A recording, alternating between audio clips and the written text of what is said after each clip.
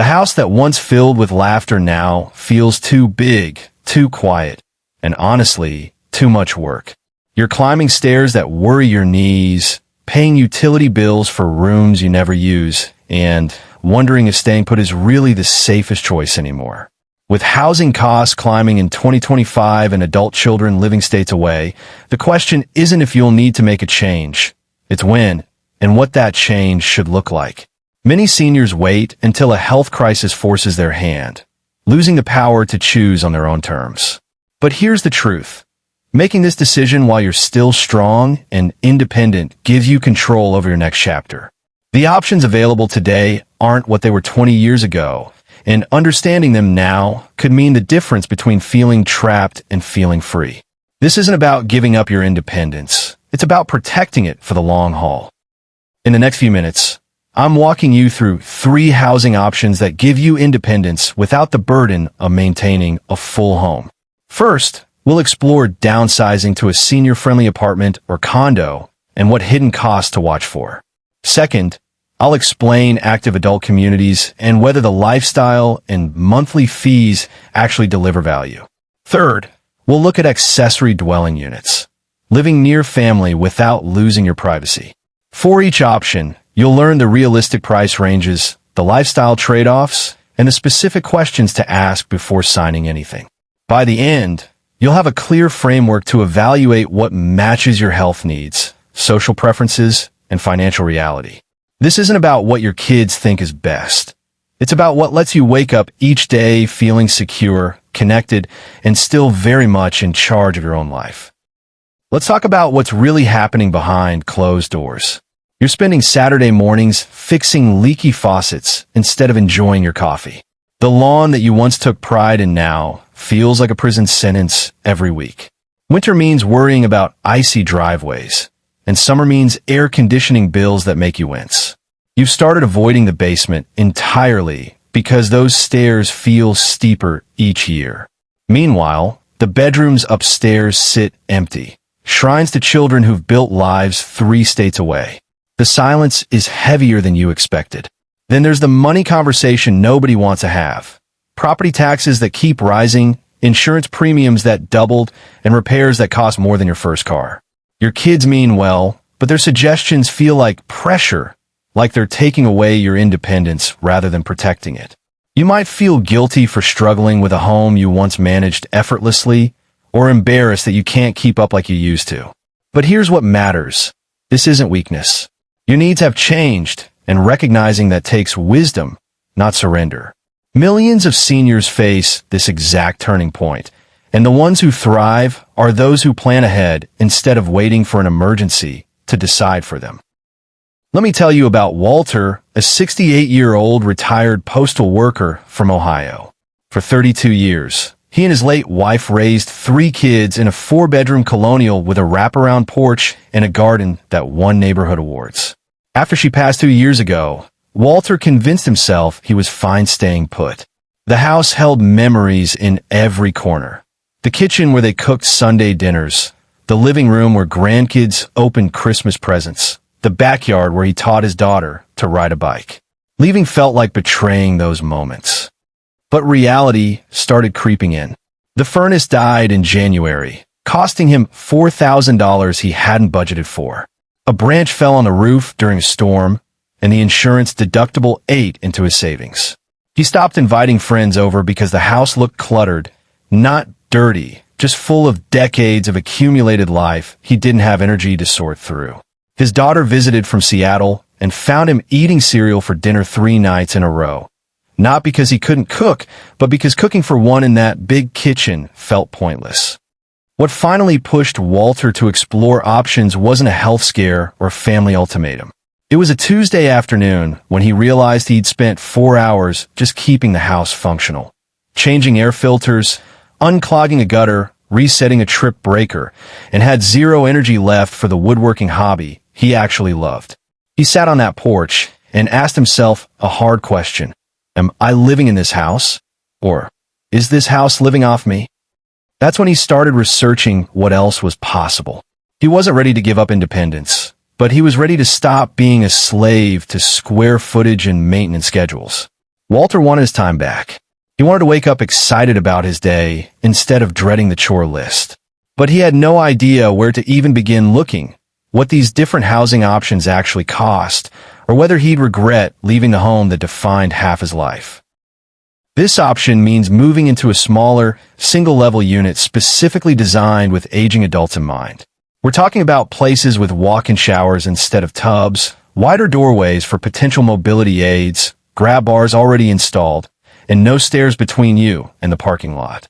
You own a condo or rent an apartment, and crucially, someone else handles the exterior maintenance, landscaping, and snow removal. This works best for seniors who value simplicity and want to eliminate outdoor chores entirely. If you're tired of yard work but still want your own private space with a locked door and your own kitchen, this is your sweet spot. It's ideal for those who are fairly healthy, mobile, and want to live independently without the burden of home repairs. Cost-wise, rentals typically run between $1,200 and $2,500 monthly, depending on your region, while purchasing a condo might range from $150,000 to $300,000, plus monthly HOA fees of $200 to $500. These fees cover building maintenance, sometimes utilities and amenities like fitness centers or community rooms. The independence factor is strong here. You maintain total control over your daily schedule. You're not sharing walls with healthcare facilities, and you can come and go as you please. Many complexes offer social activities without requiring participation, so you get community access without forced interaction. The challenges? You're still responsible for everything inside your unit. If the dishwasher breaks, that's on you. HOA fees can increase annually, sometimes dramatically. And while these places are senior-friendly, they're not assisted living. If your health declines significantly, you may need to move again. Also, condo associations can have strict rules about modifications, guests, or even pet policies that feel restrictive. These are entire neighborhoods or resort-style complexes restricted to residents 55 and older. Picture planned communities with clubhouses, golf courses, swimming pools, fitness centers, and organized activities like pottery classes, book clubs, or group travel. You typically buy a home, often a single-family house, townhome, or villa, and pay monthly fees for amenities and exterior maintenance. This suits socially minded seniors who want an active lifestyle surrounded by peers in similar life stages. If you're recently retired, in good health, and excited about having built-in social opportunities without the isolation of a regular neighborhood where everyone's at work all day, this could be transformative. Cost ranges dramatically by location. In states like Florida or Arizona, you might find homes starting around $200,000, while California or coastal communities can exceed $600,000. Monthly HOA fees run between $150 and $600, covering amenities, landscaping, and sometimes gate security. The independence advantage is the lifestyle enrichment without needing to organize it yourself. You're not sitting home wondering what to do. There's a calendar of activities, neighbors who actually want to socialize, and a culture that celebrates this life phase instead of making you feel invisible. Many residents report feeling 20 years younger just from the energy of being around active peers. The downsides? These communities can feel insular. You're separated from younger families and children, which some people find isolating in a different way. If you're not naturally social, the constant activity culture might feel pressuring rather than inviting. The buy-in cost is substantial, and if your health changes, you're still in a regular home without medical support on site. Also, some people find the rules and aesthetic standards, matching mailboxes, approved paint colors, feel like living in a controlled environment rather than having true freedom. This is a small, self-contained living space built on your adult child's property, or having your child build one on your current property for themselves while you downsize into the ADU. Think of it as a tiny home, cottage, or converted garage with its own entrance, bathroom, kitchenette, and bedroom. You're near family, but not under the same roof. This works beautifully for seniors who want family nearby for practical support and emotional connection, but refuse to surrender their independence by moving into a spare bedroom.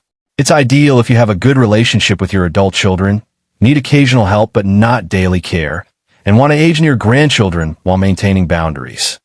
Costs vary wildly based on whether you're building new or converting existing space. Prefabricated ADU units start around $50,000 for basic models, while custom-built units can run $150,000 to $300,000 depending on size and finishes. If your child is building on their property, negotiate who pays what. Sometimes it's a shared investment. Sometimes parents fund it entirely and consider it their housing cost. The independence upside is significant. You have your own front door, your own kitchen for midnight snacks, and you can maintain your daily routines without coordinating with anyone. Yet family is 30 feet away if you fall, need a ride to an appointment, or just want company for dinner. Financially, you might save substantially compared to renting elsewhere, and you're investing in property that stays in the family. The challenges are mostly relational. Boundaries can blur. Will your daughter just walk in unannounced? Will you feel obligated to babysit grandkids constantly? If family dynamics are strained, living this close can amplify tension rather than relieve it. Zoning laws also complicate this option. Many cities restrict ADUs or require special permits. And if you later need more medical care than family can provide, you're facing another transition. Before you make any decision, sit down with a cup of coffee and honestly answer these questions. First, health reality check. Can you still handle stairs? Or do you need everything on one level? Are you managing fine alone? Or would having family close by give you peace of mind for emergencies? Second, the money truth. What can you actually afford monthly without stress? Not what you can technically squeeze by on, but what leaves breathing room for unexpected costs and enjoyment. Third, know your social wiring. Do you recharge around people or in solitude? Some seniors thrive with constant activity calendars, while others feel drained by forced socializing and prefer quiet autonomy. Fourth, the family factor. How far away are your children? And does that distance bother you? Would seeing grandchildren weekly enrich your life? Or do you value geographical independence? Fifth, consider your personality. Do you want the freedom to paint your walls purple and play music at midnight? Or are you comfortable with community rules in exchange for amenities? Finally, think 5 and 10 years ahead. If your mobility decreases or you need more support, does this housing choice lock you in, or does it allow flexible next steps without financial disaster? The right answer isn't what sounds best on paper. It's what matches who you actually are and how you genuinely want to spend your energy.